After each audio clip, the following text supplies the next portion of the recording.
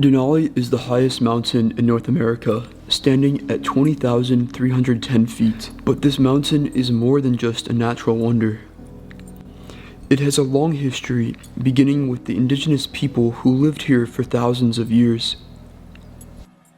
Over time, explorers, gold miners, and conversationalists changed the way people viewed this land.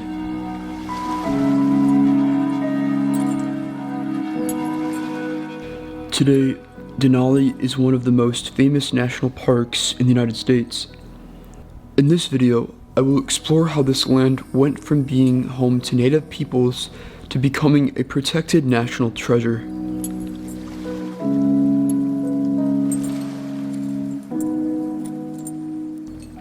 Denali has been home to the Koyukon Athabaskan people for thousands of years. They called the mountain Denali, meaning the high one. To them, this was not just a tall mountain, it was a sacred place. The land provided everything they needed to survive. They hunted animals like caribou and moose, fished in the rivers, and gathered plants for food and medicine. The Athabaskan people believed that all living things were connected. They respected the animals they hunted and used every part of them.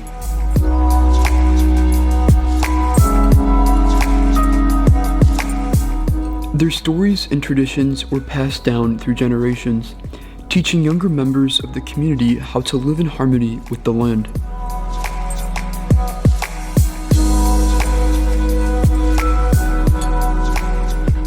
In the late 1800s, outsiders began arriving in Alaska. Some were gold prospectors hoping to get rich, while others were explorers wanting to map the land. In 1896, a gold prospector named William Dickey wrote about the mountain in a newspaper. He called it Mount McKinley after William McKinley, who was running for president at the time. The name stuck even though McKinley had no connection to Alaska and had never been there before.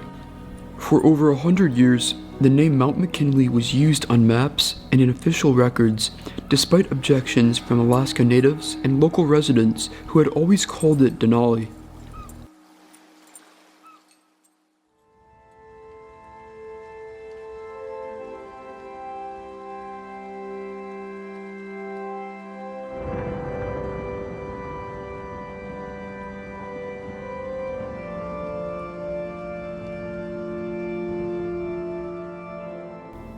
As more people learned about Denali, adventurers wanted to climb it.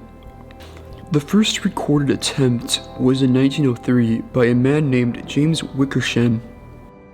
He and his team tried to reach the top, but the climb was too difficult, and they had to turn back.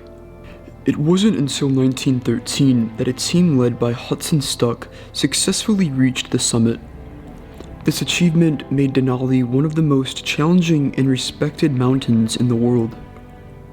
Even today, climbing Denali is not easy. Freezing temperatures and strong winds make it one of the toughest mountains to climb, but that hasn't stopped thousands of people from attempting the challenge each year.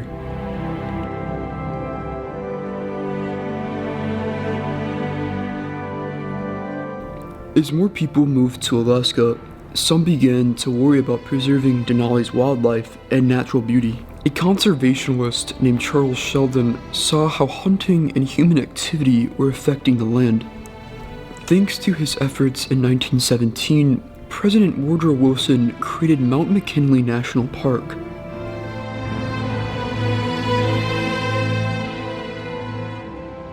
At first, the park was small and mainly focused on protecting animals like the Dall sheep.